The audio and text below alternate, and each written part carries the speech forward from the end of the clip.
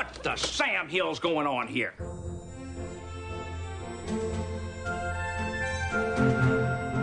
The Rewatch Podcast presents the Lois and Clark Rewatch, dedicated to the series Lois and Clark, The New Adventures of Superman on ABC.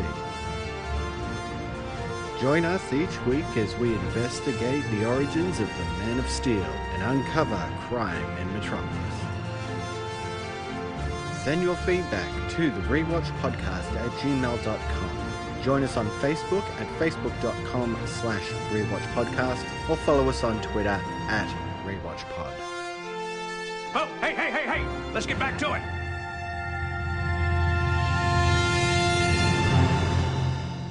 And welcome back to the Rewatch Podcast and our Lois and Clark Rewatch. I'm Cory. And I'm Marsha. It pays off. It'll pay off. Don't worry. A Brady Bunch opening? Okay. Stay with us.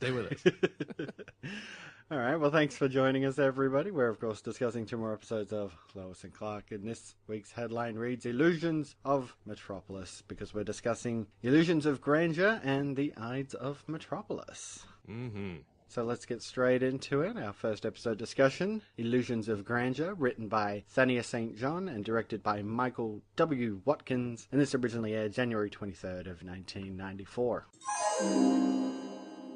Can I help you? Clark Kent? Yes. My name is Rose Collins. I need you to write a story. Is something wrong? It's my son, Nicky. There's been a terrible mistake. What kind of mistake? This is Lois Lane, my partner. You've both been writing about the kidnappings, haven't you? Well, actually, I've been doing most of the... Yes, we have. Has your son been kidnapped, Mrs. Collins? Well, shouldn't you be talking to the police? I'm not supposed to tell them, otherwise Nicky will be... It's okay. It's okay. Here. How can we help you? I work for Mr. and Mrs. Mark Moskell. Mark Moskell, the developer? Yes. He's practically built every other building in Metropolis. I take care of the house. Nicky and I live on the estate. He and their son Chris are both 8, and they always play together, and... And the kidnapper took the wrong kid. The note asks for $5 million by tomorrow night. The Moskells are en route from their safari, but all that money, how can I ask them? Could you write something? Tell the kidnapper he's made a mistake. Please, help me.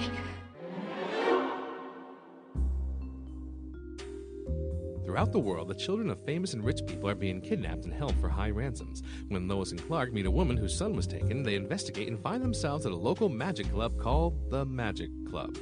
But aside from meeting magicians played by actors Ben Vereen and Penn Jillette, they find very little in the way of actual hard evidence. It's decided to pay the ransom in return for the boy's safety, but Superman shows up to try and help and inadvertently gets himself hypnotized, causing his moral compass to be reversed, grabbing the boy and returning him to the kidnapper. The Planet runs the story of Superman's sudden change of heart, leaving Clark confused as he does not remember any of it. Trying to investigate further, Lois is used as an assistant on stage for a magic trick and finds herself in the same place as the boy, both mesmerized by subliminal messages coming from a TV nearby. Superman shows up to help, but the kidnapper, revealed as the magician's assistant, Constance, shows up and says the magic words that cause Superman to fall into their power. He is ordered to secure the boy and Lois in death traps, and then to place a box on an orbiting satellite that will send subliminal messages to the world, thereby leaving Constance in charge of the world. Luckily, the words of his parents and friends play over and over in Superman's mind as he flies and is able to break the spell, save Lois and the boy, and capture Constance. You can understand, can't you? He can be very difficult sometimes. This is completely off the record. You're an anonymous source. Darren went through a real bad time about a year ago. He'd run up a lot of debt, and at the same time, he lost his big contract in Vegas. Gambling problem. Big one. The casino owner found out he'd been disguising himself and using his skills to cheat at the table for years. After that, he was financially wiped out. Nobody wanted to hire him. At least he didn't go to jail. But now he's back on top. Yeah, things started to change about 3 months ago. He was rich again. I thought maybe he'd gone back to the gambling. But then he said it was all from some anonymous benefactor. Or a series of kidnappings. You don't think they'd dare him? That's exactly what I think. What about hypnosis? Does he know how to do it? Yeah, we do it in our act. But you don't know anything for sure. I mean, you don't have proof, do you? Not yet. But if he did it, I'll find some sooner or later. Alright, so just a little bit here in our investigation. Yeah, some minor things. There's a different costume for Kat, like a different conservative type costume was described in the script. Right. The flower shop that we saw at the end of the show that was outdoors was supposed to be indoors, actually. But then there's this great joke from Perry that I thought was funny, but it could have been it might have been a little offensive. This was the 90s, you know, and going forward we get offended by everything. Perry says they're in the meeting. He's like, Biederman, how about that piece you were doing on attention deficit disorder? That sounds like a real 90s disease. Biederman, you listening? I was like, oh, okay. Wow. Well, maybe not. It was funny. I laughed when I read it. I was like, oh, okay. When Superman lands on the street after he has his moral compass messed up, he's supposed to land really hard. Like he crashes into the street. You know, it's supposed to be a big, like, like I suppose the sidewalk would crack and things would be like flying off, you know, from him landing so hard. And then he was supposed to be ripping meters off the ground instead of just like pushing them over. He was supposed to like pull them up, rip them off, and throw them, I guess, is what they were going to plan to do originally. Probably just like effects things, you know, that sort of like turned that down. And then finally, when he fights off the hypnosis, he really wakes up when his mother starts saying something about, you know, what about Lois, or something about Lois. Like she says the word Lois, and he suddenly is like, Lois, like he says her name, he repeats her name. So it's another like throwback to when she broke him out of that amnesia, you know, like when it was her that sort of did it. So just a call back to that they just cut out for one reason or another. I don't know. Yeah, and maybe they've just thought back to that other episode and thought, can we really do that twice? Yeah, we don't need to push it that hard. Where do you think you're going? Sorry, Romick. This is one trick you're not going to get away with. What are you talking about? Kidnappings, mass hypnosis, Dr. Novak. We know all about it. Kidnapping, hypnosis? You've made some mistake. I'm afraid he's right. Darren Romick never had an idea of his own in his entire life. Constance, what have you done? What I should have done a long time ago. I'm in charge now. The moon and the stars. It's astounding how little we know about the mind. Someone like me, for instance, with only the rudimentary knowledge of hypnosis that Dr. Novak taught me, can turn the world upside down and have even you, Superman, at my whim. Fight it, Superman. Relax, Darren. You're under a very powerful suggestion. In fact, I bet you don't even remember killing Dr. Novak for me, do you? No. Just like the Queen doesn't remember dancing in her fountain, or that General doesn't quite recall wanting to fire that missile without authorization. They were all test cases. But you, Superman, you turned out the best. Now let's take care of our little friends, huh? Nick, the sword box. Get in. Yes, ma'am. I want you to close the lid and make sure the lock is secure. And next, ladies and gentlemen, the magnificent Romick will perform his last and most dangerous illusion. You see that big old ladder going all the way up the wall? I want you to climb to the very top and then fly back down. Do you understand? Yes. Alright, so let's get into the main story. The lead here. Kids are getting kidnapped by magicians. Yes, they are. Alright, so it opens with these two little boys playing. They're on this like big estate mansion in the background and everything. They get in a magic box, a little boy Nicky, and he just disappears. A great trick if it wasn't on TV.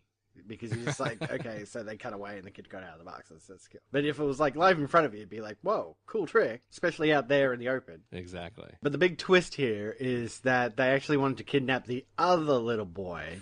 Right. Nick is the son of the housekeeper. Now, who is that housekeeper? I don't know. Who is she? You don't know? No. Well, if we go back to my opening, that housekeeper is actually the actress who played Jan Brady. Oh, it's Eve Plum? Eve Plum, yeah. Right. I didn't... See? There you go. I told you it would pay off. I told you, and I delivered. I'm done. All right. I didn't realize that. Yep, that was her. That was Jan Brady. Yeah, she acted in a couple shows around this time. There was like a show based on Super Fudge, the book. I don't know if you ever read that, by Judy Blume, but she played the mother in that TV show. It was only on, I think, one season. I think it might even have been was a Saturday morning thing? I don't know. Anyway, she played the mother in that TV show as well. She's done some other acting as well, but yeah, that was her. Yeah, it makes sense. You know, this is, 94, so we're, a bit over 20 years separated from Brady Bunch, so yeah, makes It's kind sense. of funny that she's playing the housekeeper now, too. Take it on the Alice role. Yes. Anyway, there you go. Of course, you know, they want this big ransom. She can't pay it, right? So she can't go to the police, because that's what they said. They said don't go to the police. So she goes to find Clark. And, of course, Lois and Clark being partners, they both get into this scenario. It turns out, like, they follow their leads and they end up at this, like, magic event. They end up at this place called the Magic Club. Yeah. Like, they couldn't think of another name for it. It's just like the Magic Club. It's like so spot on. Like, they couldn't call it like Houdini's, you know, or something like that. Like something that references like great musician or magicians or something like that. You know, it's just like, oh, come on, the Magic Club. That's like going down the corner to the bar, you know, that's called the bar. Yeah. You know? I guess it sets it up as like this exclusive thing, like the Magic Club. Like this is where all magicians everywhere go to do their secret magic stuff. Do they have places like that in real life, or is it just? I would think so. You know, Yeah? it's that old thing about how magicians don't tell their secrets and stuff like that. Okay. So I think if they're going to socialize, they would probably Right. have their own thing. Try to make them seem more elusive or something like that, to have their own secret club. All right, I can see it. The thing is that there's this guy, Darren Romick, who is played by Penn Jillette. A big stretch for him into acting is to play a magician. Exactly. And we also have Ben Vereen. Yeah, Ben Vereen, which I don't know if you remember who he was. I knew him from a sitcom called Webster back in the day. He played like Webster's like biological dad, I think it was, or something like that. And he was always in trouble on that show because he was being raised by other people. But yeah, that's where I knew him from. And I knew he was like a singer and a dancer. And I've seen him in other shows as like, you know, little guest starring roles like this. So that's where I know him from. And pretty much he's set up straight away as the guy who's doing this, right? Right. The other kid, the rich kid who was supposed to get kidnapped, talked about moons and the stars on the box and stuff like that. And Darren Romick kind of uses that in his act. Exactly. And then when Lois talks to his assistant, Constance, about it, she talks about how, like, he was big, he had a show in Vegas, but then he was caught, like, cheating in the casinos and lost all his money and everything. So there's a reason why he would want to be doing this. By the way, Constance is she's not like a very famous actor, but she is also in one of my favorite episodes of Quantum Leap. She plays a musician when Sam leaps into this guy who's a piano bar player, and she's like his sort of girlfriend, friend type thing. So yeah, it was a good episode. But when she showed up, I was like, she looks familiar, and I looked her up, and she was the girl from that episode. Yeah, and I kind of figured out pretty quickly that she was probably the one behind all this, right? See, I didn't really. even when actually, after about halfway through the episode, I started to remember watching it, but I don't remember even suspecting her, because I was thinking, because she's not really a big name, so I was thinking it's got to be Penn Jillette or it's got to be Ben Vereen. That's what I was thinking. I think, oh, they're trying to lead us to Penn Jillette, but I'm thinking it's probably going to be Ben Vereen. So for me, I just didn't pick up on it. Well, I think it's because, you know, she goes full digs with Lois there, just telling her everything about Penn Jillette. Or Darren Romick, I should say. And then later, like, Ben Vereen comes in and just gives her shit for no reason. Mm-hmm. You know? Yeah. Even though, like, she's like, my father founded the Magic Club. You know, he was this big magician back in the day, and I learned everything I know from him. Yep. I was like, okay, so she's the one. Right. But yeah, they go through this whole thing where Mr. Moskal, the rich guy, is going to pay the $5 million ransom. And then Superman flies in to try and rescue the boy, but it's a hologram. And then he immediately gets hypnotized. Yeah. I have an issue with this. Yeah. I mean, they try to talk it off later, like when he goes to visit with his parents and he's talking about, like, Right. Is it possible maybe I did get hypnotized? And I'm like, well, you grew up on Earth. It would make sense that you were susceptible as the rest of it. I'm like, what? Nah. No. I mean, even, like, it took Perry a couple, like, I don't know, 30 seconds to 40 seconds to actually be hypnotized, right?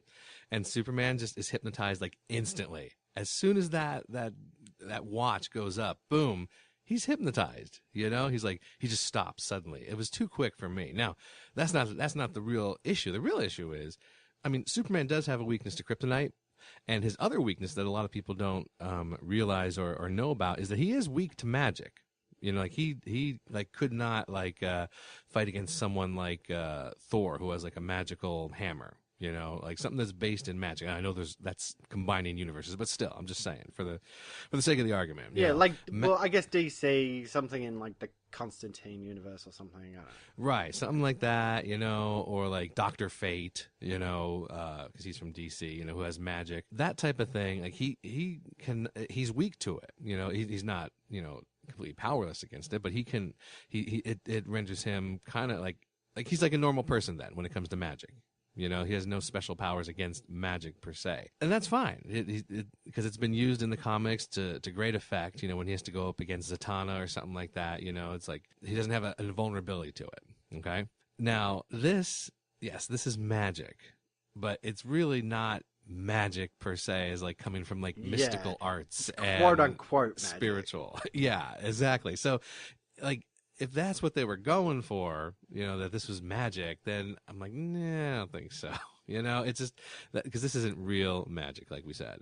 So that's why I was like, oh, he would not be hypnotized that quickly. I mean, he could have just reached out and grabbed her before the hypnotic spell took effect. It's just, for me, I was like, blah, whatever. Yeah, and I know that they say, like, most people would be susceptible to hypnotism, but I think there's also, like, a certain aspect of willingness about it, too. You have to sort of open yourself up to being hypnotized. Like, if you willfully don't want to do it or don't believe that it can happen, then it's not going to work on you. So, yeah, it is, it's very contrived that watch just comes up and immediately he's like, oh, bad is good, bad is good. I know. It was a little rough, but oh well, what are you going to do? And, well, I mean, like, him doing bad stuff isn't even really that bad. Like, we get that one scene of him knocking over parking meters. Right. It's like a misdemeanor, I think. they arrested him, like, all right, Superman, it's misdemeanor, go on your record, pay the $50 fine. Yeah, exactly. If it was really bad is good, it would have just been like knocking over buildings, killing people for no reason, anything. Yeah, and see, they've done that before, like in the comics that's happened, in the movies. I mean, it's a terrible movie, but Superman 3, where he splits off, and Superman just he's like drinking at the bar, and then he starts beating up Clark Kent, because they're split from each other. You've seen that movie, right? Oh, yeah. Yeah, okay. So it's like, there's a bad Superman right there. This was just like, just knocking over the parking meters, It's like a Boy Scout view of bad. Exactly. There you go. Maybe that's why. Flying around and he goes, hey, parking meters, I should knock those over. Because bad is Blue Boy Scout. Yeah, it could have been worse, really, couldn't it? I'm going to put your salt in the pepper shaker and the pepper in the salt shaker. And then unscrew the top, and then you'll have salt all over your food. So, of course, they're convinced that Romick is the one. And then Lois is going to, like, investigate more, but Romick calls her up on stage. And, of course, like, there's the whole thing where Clark uses his X-ray vision to look at the trick, how the swords go through the box and all that. He's about to stab her, like full on stab her. And then he uses his heat vision to bend the sword. It seems like nobody gives a crap that the sword bent. Because he's just like, hey, I guess they don't make him like they used to. People would have laughed their ass off that he didn't do the trick right. Oh, yeah. Yeah, he just sort of laughs it off and they go on, I mean, he just diverts attention, and goes to the next part. He should have got booed or something. Yeah. No, it's just like, he goes on, he moves on, he finishes the show, and does it, moves on to the next illusion and everything. So I'm fine with that. It wasn't a big deal. But I did like Romick, the way when Lois and Clark introduced themselves to him, they're like, we're reporters from the Daily Planet. He's like, how nice for you. He's so like sarcastic and funny. I love Penn Jillette. Yeah, I mean, I can understand why he would do a role like this, especially in the early 90s. Penn and Teller were quite big then. They're still kind of big now. Like, if they do a TV special or something, I'll watch it. It's pretty good. Oh, yeah. He's the one who talks, Yeah, exactly. Teller doesn't talk, so he's the big personality. So, it's a natural progression for him to do a bit of acting. And like I said, it's not much of a stretch. He's pretty much playing himself. Exactly. And when he actually does have to do some acting, like when he's hypnotized later. Yeah, it was bad. What did you think of the whole thing? Like, after he makes Lois disappear, she slides down on her knee, she finds Nikki there, he's hypnotized with the magic channel. Like, I was so annoyed by that. Because the scene went on for about 2 minutes, and in the background it was, you are watching the magic channel. I'm just like, oh my god, stop that. That is so annoying. Yeah, it was, overall, the episode was kind of meh for me.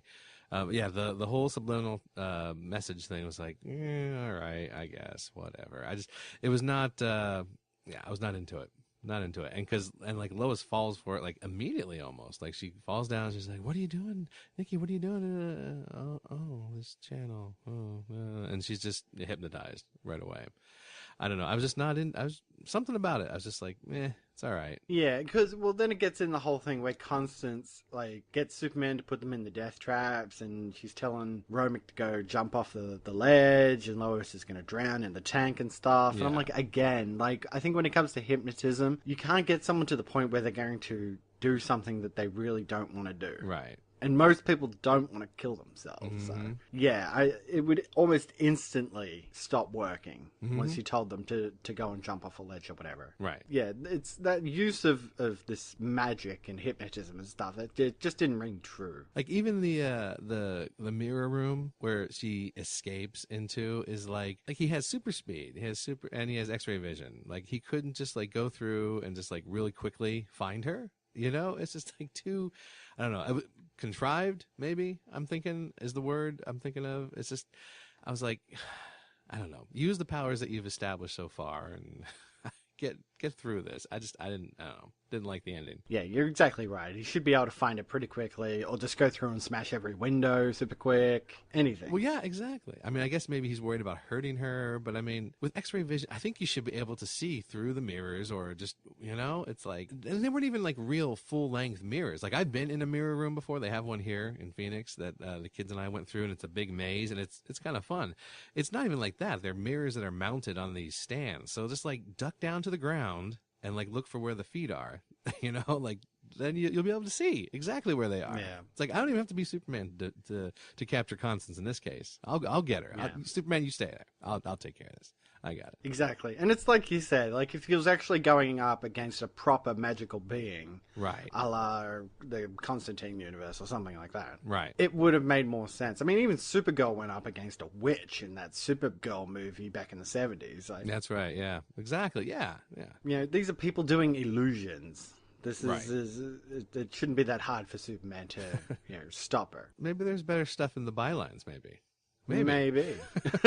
Well, I don't know. The first point I've got here, we don't even get a full cold open on this one. We get half a cold open. Yes. Of Superman on a leisurely fly and running into some geese. I mean, Goes nowhere. It would happen. I could see this happening. If you could fly, just be flying around, relaxing. I would, a bunch of geese migrating south or whatever. Oops, sorry. Didn't mean to be in your way. And they play the Superman theme song while he's doing it, but they give it like this like Sports Tonight kind of feel or something like that. It was weird. Again, yeah. All right, another byline. Cat is swindling the second richest man in the world, Arthur Chow. I love the gag at the end, actually. Like, if it ever worked out and she got married to him, she would be Cat Chow. Yes, that was good. That was good. That and was in fact, good. I think Arthur Chow was mentioned in an earlier episode. I think, wasn't Lex going over a list of the richest people in the world? I think they mentioned this guy. Yeah, he said he was third. Yeah. Only to, Arthur Chow and some other woman somewhere else who was the richest person in the world. Mm-hmm. I think he made the gag, too, when he says, by saying I am the third, I mean temporarily. Right. As if, he is plotting against these people. Mm-hmm. But yeah, all her stuff was pretty good. She's trying to go straight-laced to try and win him over, but then the whole thing turns out that he married like a stripper or something. Yes. If Kat had just been herself, maybe she would have been in with a better chance.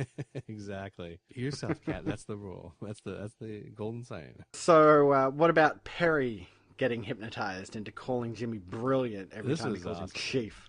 This was great. I loved it. This is good stuff here. The best part that I liked was when he was going to get hypnotized, and they put him up on the stage or whatever, and Ben Vereen comes down and starts to talk to him, and Perry just laughs, and it's such a good laugh. Like it like for me, I'm listening to it, and it conveyed someone who's like just having a good time, but also might be a little bit nervous about this because it might actually work. Because he's so confident he's not going to get hypnotized, but then he has that laugh, and I'm like, oh, he's a little worried about this, I think. Yeah, what was the name of that dog from, what was that cartoon? With the moose and the squirrel. Oh, Rocky and Bullwinkle, yeah. Rocky and Bullwinkle. Yeah, didn't the bad guys have a dog that made a funny... Oh, I know what you're talking about, yeah. Kind of laugh or something. Oh, Muttley was his name. Muttley, that's it. Yeah. Yes, that's right.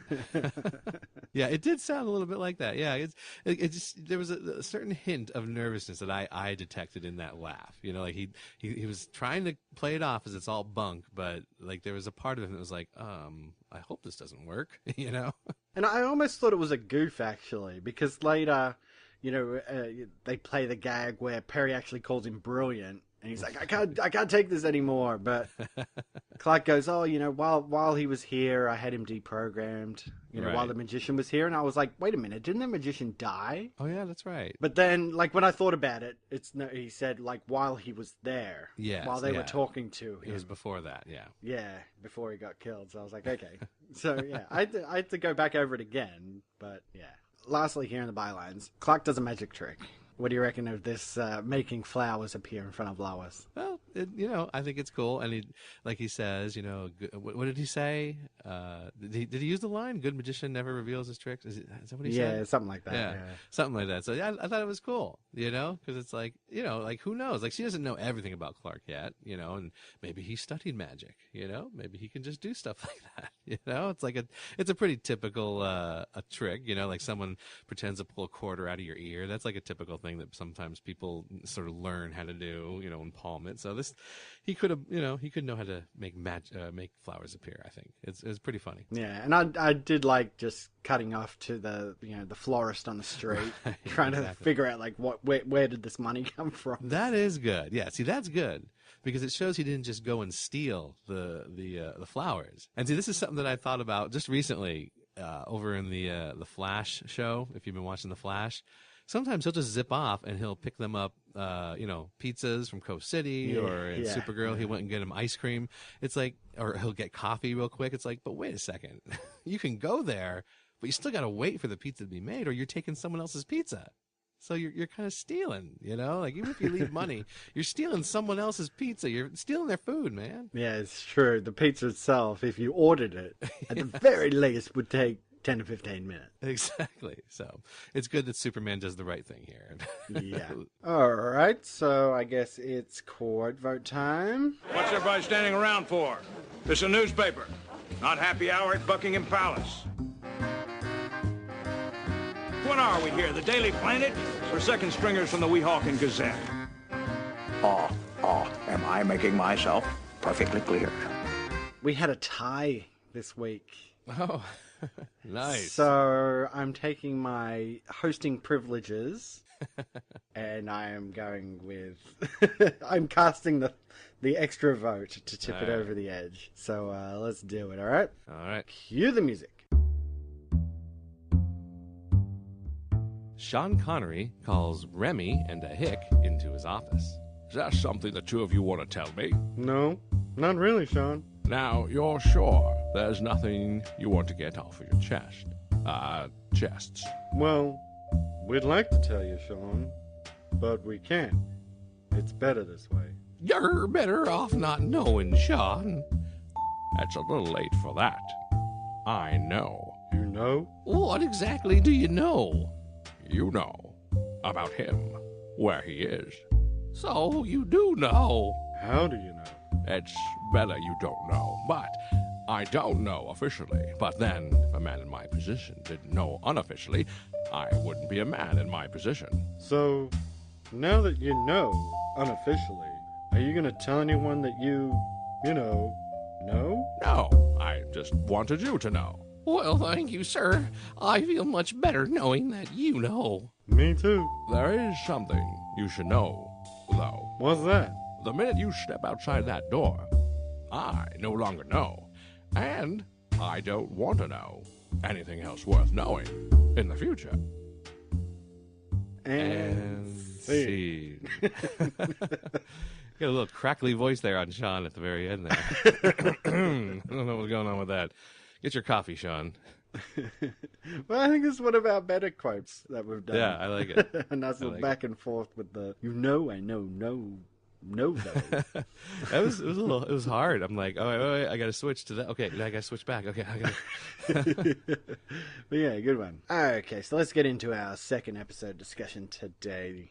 And the episode is The Ides of Metropolis, written by Deborah Joy Levine and directed by Philip Sgriccia. Glad this is your job. I have no idea. Sgriccia. I do not know how Sgriccia?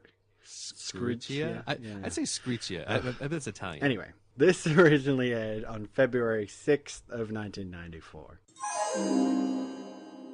Dad? Clark? Don't scare me like that. Scare you? Are you kidding? Sorry, but what happened to the lights? I don't know. I think a fuse blew. Here.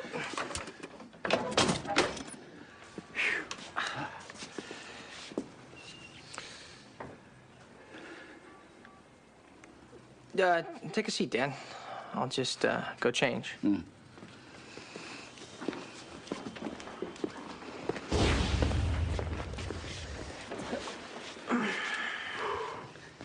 Is everything okay at home?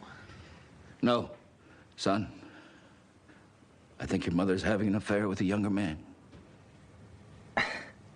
Dad, that is ridiculous. To top it off, he's an artist. Dad, Mom would never. No, I want to show you this. I found it in the barn, covered up. He painted her. If this isn't proof, I don't know what is. Dad, you said he was an artist. There's nothing wrong with him painting Mom's portrait. In the nude? Mom?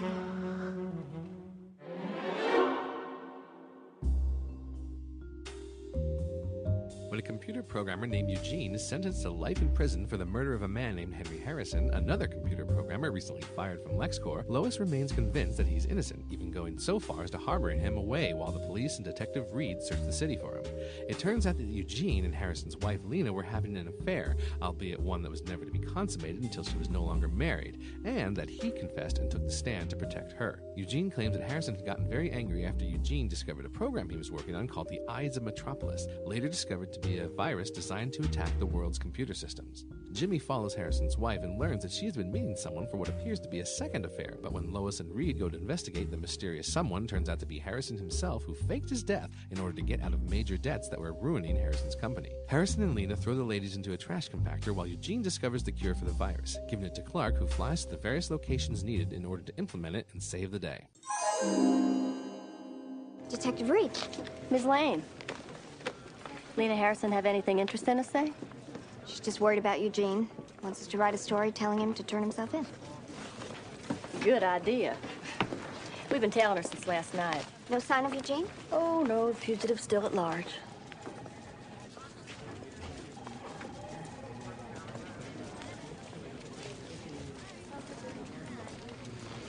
Detective, is there anything specific we can help you with? Well, no, not really.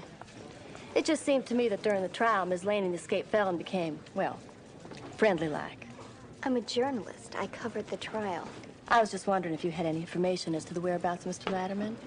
He hasn't called you, has he? No, he hasn't called me. Well, just in case he does, do give me a call, will you?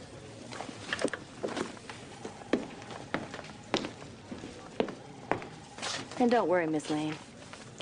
I brought him in once. I'll do it again. Alright, so a little bit more in the investigation on this episode. Yeah, and a lot of it has to do with Jonathan's lines with Clark. You know, when he first comes into the apartment, there was a missing line where Clark says something like, you know, Dad, you could have scared me, you know, and Jonathan's like, scare you? How'd you like to be tackled by Superman? Which, good point, you know?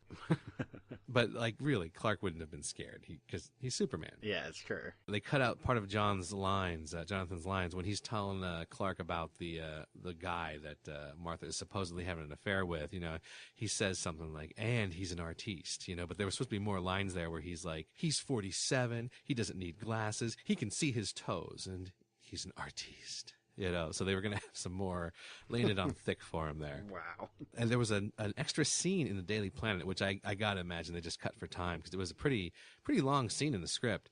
Clark is talking with Jimmy, and they're talking about what he's been doing, you know, with surveillance. And he said, we'll just keep following her, keep following Lena. And then Lois makes a comment saying, well, you know, what happened to the bushy-tailed, wide-eyed Clark? You know, you're so cynical. Because he's like, you know, I'm sure Eugene is not innocent. Something's up with da-da-da-da-da. And Jimmy says, oh, I think you've been hanging around Mad Dog Lane too much. And Lois gives him like a mean look, you know. And then she changes the subject and starts talking about his parents, you know. And she says, you know, my parents split up when I was a teenager, and it bothered me, you know, but I acted like it didn't. You know, how are you doing? You know, are you okay with this? And she's saying, you know, a lot of girls that I knew back then had broken homes. And he's just sort of, he's like, I don't know. And they sort of just brush it off. And he goes back into Eugene and says how she has like 34 hours. You got 34 hours left, Lois, to prove he's innocent. And then we have to call the police. So it's just like a longer scene that, you know, it was kind of neat to hear them bond about, you know, a broken home. You know, not that he has a broken home yet, but the threat of it. It's kind of neat to have that in there, but it didn't really add anything to the main story. Yeah. The secretary that we saw actually had an extra bunch of lines about the homeless man that they mentioned later. That was substituted for Harrison's body. She says, he would never do something like that. You know, he was such a good guy. In fact, there was a homeless man in the generator room, and Mr. Harrison brought him a cot and food and just wanted to take, you know, help him out. And he just never would have killed, you know, anybody. Or he wouldn't have done anything like beat his wife, you know. And I don't know where the homeless man is. You know, he hasn't been around since after the murder happened. So I don't blame him for leaving with all that happened. So it's just an extra scene trying to explain where the homeless man thing came from. Because that sort of, when that came up in the show, I was like, the homeless man? Okay, I'll go with that. Does seem a little obvious if that was in there. Yeah. Right, exactly. And then finally, to the question that probably everyone was wondering, Clark asks Mom about the naked painting. And he's like, what are you going to do with that? You're not going to hang it, you know, in the house, are you? You know, and she gives him a look, and he's like, in the barn? You know, she says, that was a gift for our anniversary, but I guess I'll just get him some socket wrenches instead. Security has confirmed your suspicions. There is a virus. See? No one is invulnerable. No system is guaranteed secure. And no time in history has the power of one destructive individual been so amplified. It is the ultimate terrorism.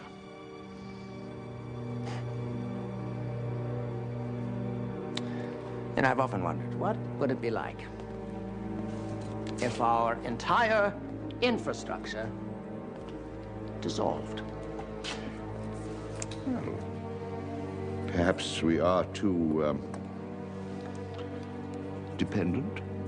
Perhaps. You know, I've never thought of myself as dependent on anyone or anything, but I'm a slave.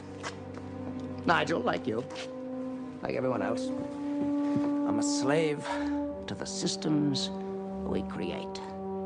What would it be like, a world without Luther technologies, no Luther industries, no Luther communications?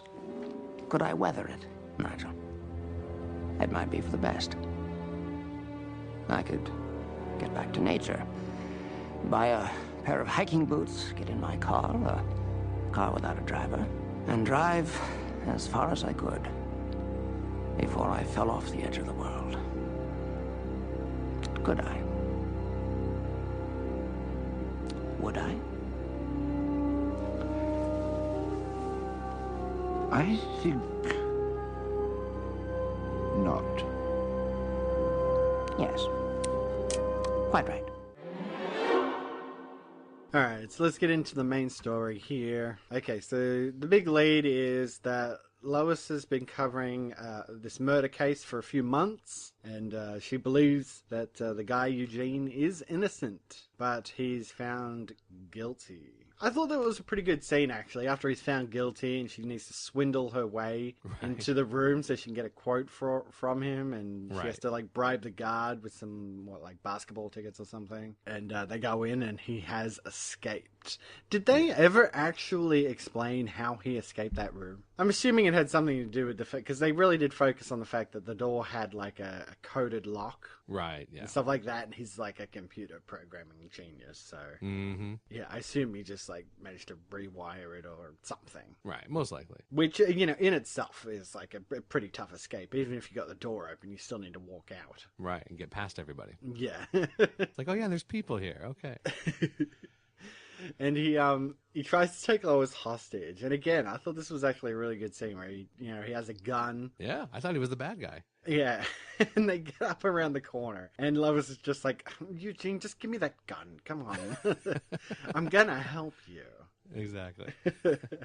So yeah, I kind of like the interplay between her and Eugene, and I think, you know, after that scene as well, it kind of brings you around to, like, Lois's thinking. Oh, and definitely. you can pretty much assume at this point that Eugene probably is not guilty of this crime. Exactly. Yeah, this one I got right away. Yeah. So they've got to look into it, and, like, he was having an affair with his boss's wife. But it wasn't even a real affair. Like, they were just like, No. well, I mean, I guess it depends on your definition of affair. I feel like Bill Clinton, I did not have sexual, you know? I mean, they were, like, the intent was there to have an affair. They didn't actually do anything, maybe aside from talk about it, you know? But it wasn't like he actually did sleep with her or anything. Yeah, and it's that weird thing of, like, okay, he's like a geeky guy, so he was, like, easily susceptible to her feminine wiles, but, I mean, come on, if she wasn't, like, giving him a little something, why would we go through all this for her? Seriously? Yes, I guess, yeah. The thing I didn't get, though, is that she was the one who was in on it, though. You know, like, when she comes to the Daily Planet and she's talking with Lois and she's crying and she says, oh, I'm sure he did it. He was doing it for me and stuff like that. I really didn't get it straight away on this one. It's like you and the Constance in the last episode. Yeah. For me, I was a bit like, okay, maybe. Something about the story, like, when they try to do stories where there's, like, a lot of investigation and red herrings and things like that, I tend to, like, I'm like, not that I get lost, but I'm, like, kind of, like, thinking, like, it seems convoluted to me when they try to explain things like this. And this, I was like, why is she there? I don't understand. You know, it's like, I don't get it. So I don't know. I don't know. Something about the way they present these mystery type stories. Like, I'm forgetting the other one that was like a big mystery episode we had just a couple weeks ago. I just can't remember what it was, but it was the same type of thing. I'm like, all right, how is this the double cross work out, or who's hiding what? It just left me a little confused. I was like, and then that plays into, like, the synopsis too, because I'm like, all right, how do I explain this? Because I don't want to go on and on and on in the synopsis. So trying to, like, combine it all into, like, a smaller paragraph, I'm like, all right, so this is why, and this is why, and this is why. It's too much. I have to think a lot for these. Yeah, and later when they were interviewing the secretary, and she's going on about, like, what such a nice guy Henry Harrison was. Like, he wouldn't beat his wife and stuff like that. They even set, like, him up to be a pretty good guy, you know? So maybe even, like, his death was a wrongful death. Right. Somebody murdered him, but it wasn't because he was an abusive, like, wife beater or anything like that. Right. So, yeah, it kind of just, it throws you off a little bit. Because, I don't know, there's nothing about the secretary that made me think she was a bad person. She was a nice, older woman secretary. But, you know, when they finally get around to revealing that Henry Harrison is still alive and he and his wife are behind this whole thing, I mean, it's played by Paul Gleason, for Christ's sake. The dude is notorious for taking roles where he has to play a douchebag. Yeah, I've seen him in many things, Yeah. I'm looking at Breakfast Club. I mean, he had to Right. be Oh, yeah, that's right. That's right. I forgot about that. He was the teacher. So, yeah, I don't know. It didn't seem to quite mesh so well once the whole thing was uncovered. Right. But, the whole investigation side of it, I think, was what was best, because they introduced Detective Betty Reed. And I thought her and Lois playing off each other was really good, the animosity and her going after Lois because, she's a good detective. She knows that Lois is hiding Eugene. She can't prove it. They're both alpha females, Yeah, exactly. And then later when they're in the trash compactor and they start, really getting to know each other over girly things, too. My nails, how does your hair do that? Mm-hmm. It's a nice little interplay for the two characters, yeah? Did she have kind of an accent or something? Yeah, like an Alabama accent or something like that. It was weird. I couldn't identify it. I was like, I wasn't sure if it was there the whole time because sometimes I didn't notice it, but other times I noticed it major, and I'm like, "What is that? What accent is that?" But yeah, sometimes it just faded away. So I don't know. And what did you think about Lex in this episode? I kind of felt like maybe he was just sort of weaseled into the script a little bit. Yeah. Yeah, you know what? I found there's a new site that I've been using. Actually, not a new site. It's actually a site I used to go to all the time back when I was collecting comics. SupermanHomepage.com. I discovered that it was like when I 98, maybe 98, 99 when I first got a computer and got hooked up to the internet. It was like one of the first Superman pages I found. And I was looking up some stuff and I ran across one of their reviews of the episode. And I was like, oh, they got a whole bunch here. So I that's a new site that I'll be consulting, for the show. They mentioned that, it seemed like Lex had been absent for a few episodes and then they sort of just inserted him into this episode. He didn't really have a whole lot to do, a whole lot to offer, but they wanted to get his face in there for some reason. So you're like, oh yeah, that's right, Lex Luthor is still around. Exactly. It's like it was a second thought where they were like, well, let's just say that Henry Harrison used to work for LexCorp and then he was fired and went into business for himself. So now we have a reason to go and see Lex. But Lois and Clark see him for all 2 seconds, get his personnel file and then leave. Mm-hmm. Exactly. And then they talk about this stuff the computers over there are running slow. Let's look into it. Oh, Lex, you were right. There is a virus in our system. Exactly. Oh, we're so good. It did. It just seemed so secondary thought written in there for the sake of having Lex in the episode. But the whole thing is that there is this virus, the Ides of Metropolis, and this virus is designed to just attack all computer software, and that's kind of what the whole plot was. If all the other computers and their software are destroyed, then Henry Harrison will be the sole person who survives? I don't know. I guess, or maybe he was thinking, that's where I was like, why did he do this? Why would he fake his death?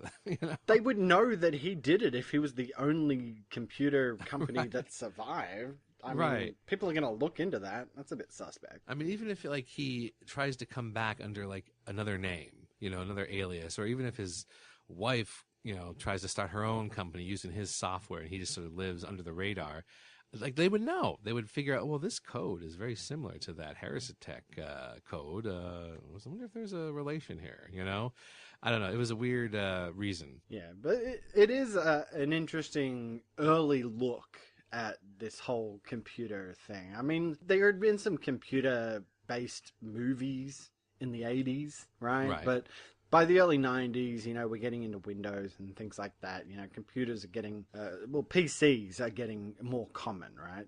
More and more people have them in their homes. So it's interesting from the aspect that they're commenting on society and how dependent the world is on computers. What would happen if suddenly, just everything was attacked? Well, yeah, exactly. Can the world go on to survive? That kind of played out a lot throughout the 90s, and some people did them better than others. Here, it doesn't quite ring true. A virus that attacks all computer software, I mean, all coding is different, Right. And then, I also don't buy Paul Gleason as, a computer-savvy person. When he and the missus are there, tapping away, trying to figure out why it's not working, all of a sudden I'm just like, blah, blah, tech talk, yada, yada, yada. Yeah. And then this whole thing, too, about, we figured it out, but we need to deliver this code to the 3 hubs across the country, but, it would take days for us to mail it to all 3. So it gives something for Superman to do, to fly to these three things, and you're just like, yeah.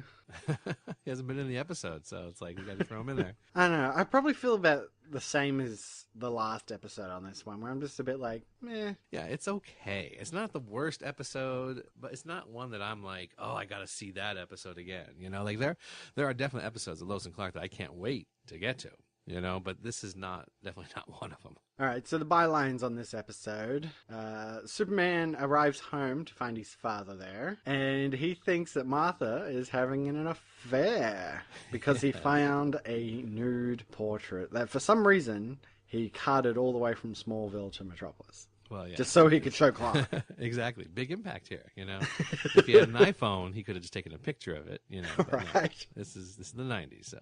No, Yeah. I like this whole subplot of you know, Martha and Clark and everything. It was fun. It was a fun subplot.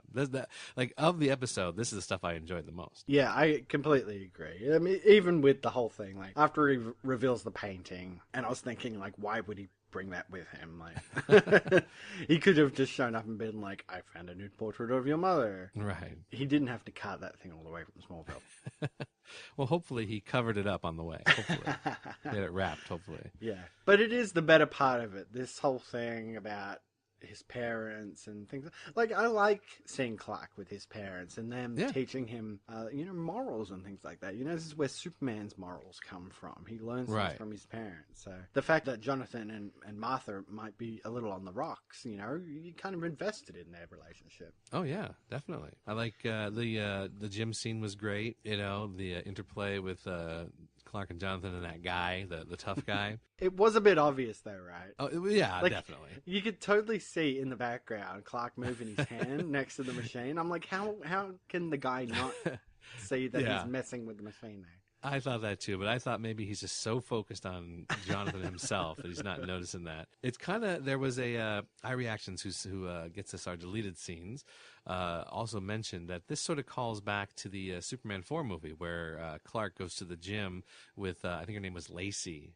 in that movie. They tried to introduce a romantic foil besides Lois, and so they go to the gym and like he sort of gets picked on by this guy. He's like, you know, oh, come here, Clarky, I got something for you to work on. You know, he throws him barbells and he can't lift them because he's so, you know, he's supposed to be Clark, so he drops them. And then it turns around later in the scene when he says, hey, Clarky, can you throw me those barbells? And he picks up bigger barbells and tosses them to him without a second thought, and the guy falls. And yeah, it was kind of similar to that, maybe an homage to that. Even just him trying to foil the guy from using the machine, you know, just by pressing his finger down on the weight. Yeah, that's all he needs to do. Exactly. What about Lex doing clay target shooting off the top of Lex Tower? Definitely, that's true to his character. He would do something like that.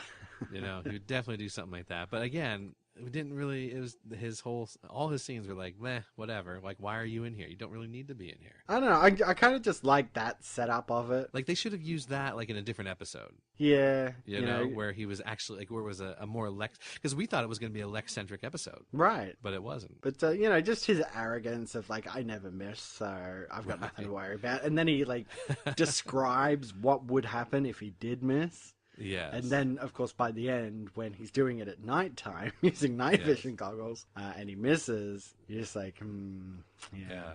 Both of them are like, call the lawyers. I love the scene with Perry. Perry knows. Yeah. See, I thought it was funny. That was good. But to me, I'm like, they're kind of padding this episode out a little bit. When I saw that scene, I'm like, this doesn't really add anything. Perry doesn't really play into the story that much. It's like, this is just extra little padding for the time, you know, to get it to fill the time slot. Yeah, and well, going back to Lex as well, the same thing there. Well, yeah, exactly. Yeah, exactly. Nigel's talking to him about what would happen if the world was taken down, you know, get back to nature and all that stuff. He goes through it for like 2 minutes, and then Nigel's like, I think not. And he's like, yes, quite right, Nigel. Yeah. He's like, okay, so what's the point of this thing? A lot of padding in this episode, which is fine. You know, we're used to padding. You know, this is nothing compared to some of the padding we've had before. So, I mean, not in Lois and Clark, but in our previous incarnation of the podcast. But at least it's reasonably entertaining. It is, yeah. It definitely is entertaining. The whole, I know that you know I know, but I don't want to know. Yeah. It has just been a bit of a middle-of-the-road week for these two episodes, Yeah. I think, yeah. Definitely. Lois, this is a great story. Eugene Latterman's a free man, thanks to you. Thanks, Chief. And thanks for not blowing the whistle on us. Well, I'm not much of a whistleblower. Well, go ahead. I'm waiting. For what? The morality play. The "you should have trusted me and my infallible reporter's instinct" lecture. Clark, you don't need me to remind you of your shortcomings. Would have thought by now they'd be obvious. Come on. I'm starving and you're buying.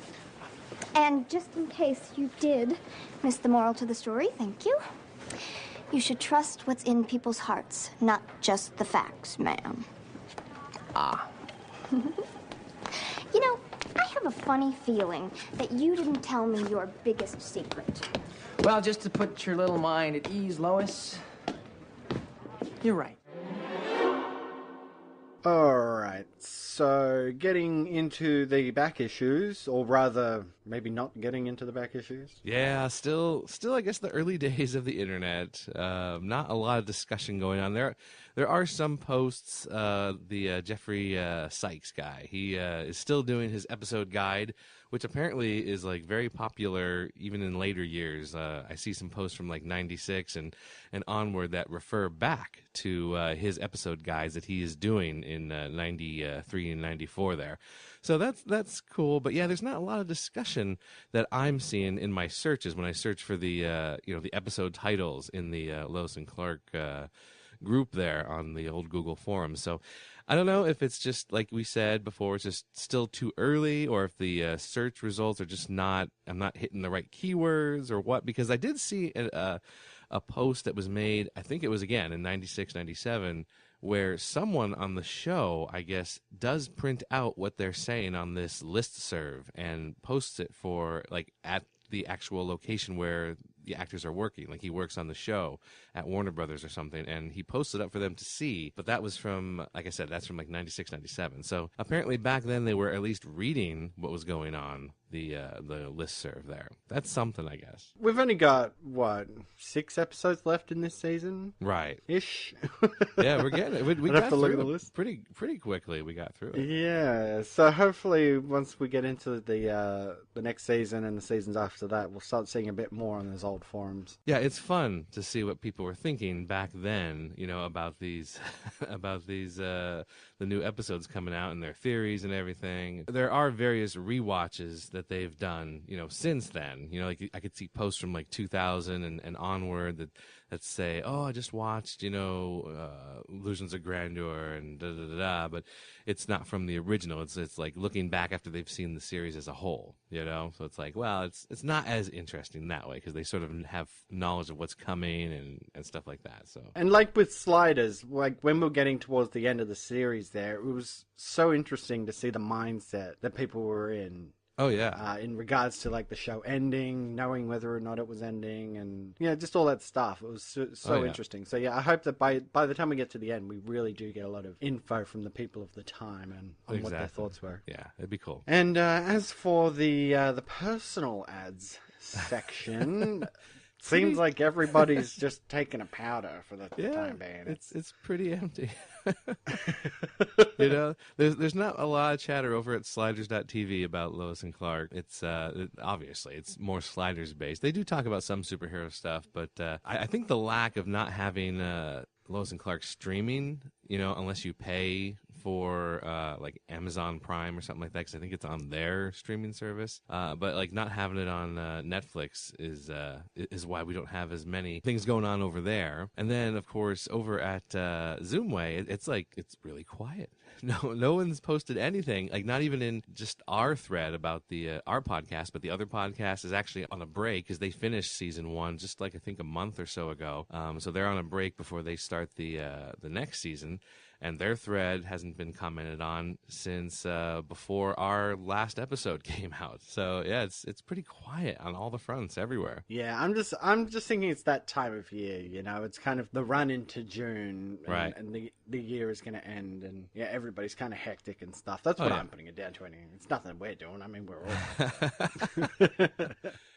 all. Well, we do have Facebook still, so we got some Facebook people commenting us, right? Yeah. I give a shout out to a couple of people on Facebook. Gus Armstrong, who was our sole voter. Nice. On last week's quote vote. That's right, I remember. He's voting again. Andrew Zur as well. I'll give a shout out to him. He's also been voting. It's pretty cool. Very good. And those guys are on the Lois and Clark Rewatch page, but on our main podcast, the Rewatch Podcast Facebook page, we did get a message from Andrew as well, where he wrote, "I'm currently listening to the episode, guys." This was for our last one, All Shook Up and Witness. And he wrote, "Good work as always. I really need to start rewatching the series." So it seems like he's listening to us, even though he's not doing the rewatch along with us. But I've done that too. I've done that too with another podcast. I've been like, well, I haven't seen the episode yet. But I sort of remember it, so I'll just listen to the podcast, and I'm sure I'll get it by the time they're finished. Yeah, and I opened him back. I said, "Well, thanks for the feedback, mate. I hope you will join us on the actual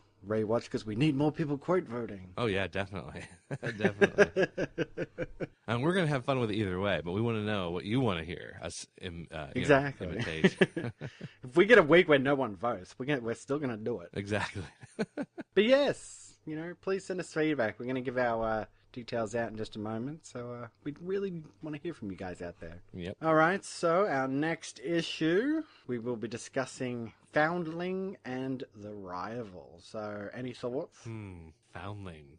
Like, I'm thinking it has to be something with, like, something younger, because wouldn't found and then ling, when you add, it makes me think of the youngling. Or something like that. Yeah, I was thinking of like the Howling, so maybe like the Foundling is some sort of like weirdo creature or something. Oh, that could be. I'm wondering. I know that there's like found like founders, or is something that's found. Maybe he's going back to finding some more stuff out about the. Cause he took that globe. Remember? Oh yeah, the Krypton globe. Maybe this is something about finding out. He found out more about Krypton or something. Maybe. Because there is. I know they come back to it. I know that there is something about where someone else finds his globe or someone steals his globe. I think. Yeah, like a homeless kid or something. Yes. So maybe that's. And that would, well, I don't know. The Rival, I'm thinking, is the episode where Lex genetically engineers his own Superman. Oh, yeah, that's right. Because I remember that being an episode, and this sounds like it could be that.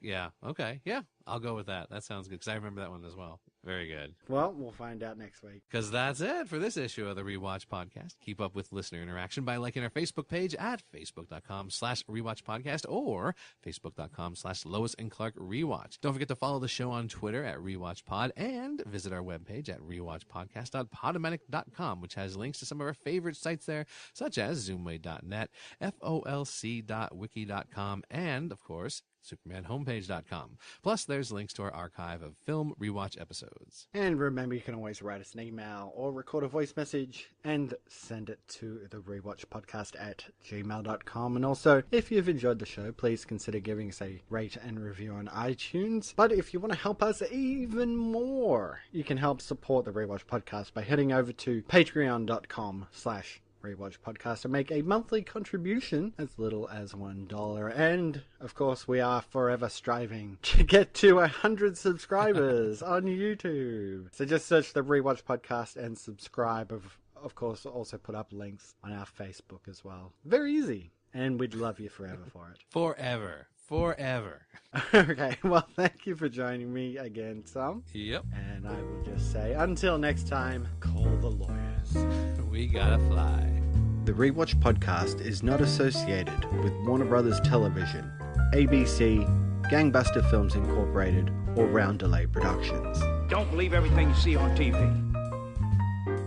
The use of any and all copyrighted material is only for parody, news analysis, critique, or educational purposes as provided in United States Code Title 17, aka Fair Use. Let's get legal on this.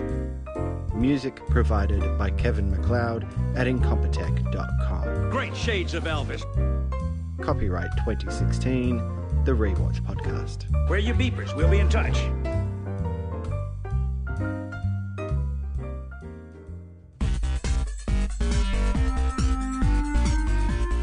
Hi, Rewatch Podcast listeners. I'm Corey. I'm Tom. And I'm Nathan. First off, let me say that we have all had a blast doing the Rewatch podcast. Every week we put out another episode for free for you. And although we enjoy these discussions with each other, we truly do this for you guys out there in podcast land.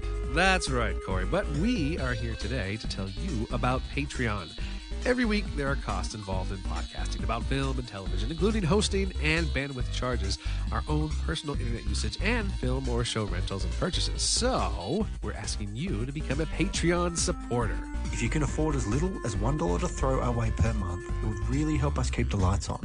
And if you want to send $100 our way every month, we wouldn't turn that down either. But it's your choice, and we appreciate the support you bring. As always, we strive to bring you the best quality shows we can create, and we hope that you enjoy them. So head on over to patreon.com/Rewatch Podcast to become one of our patrons and show your support for the Rewatch Podcast. And if we get enough patrons, we may even be able to produce exclusive content just for the supporters in the form of simply getting episodes before the main feed release, or even bonus film discussion episodes as a thank you for your support. The website again is patreon.com/Rewatch Podcast. Thanks, everyone.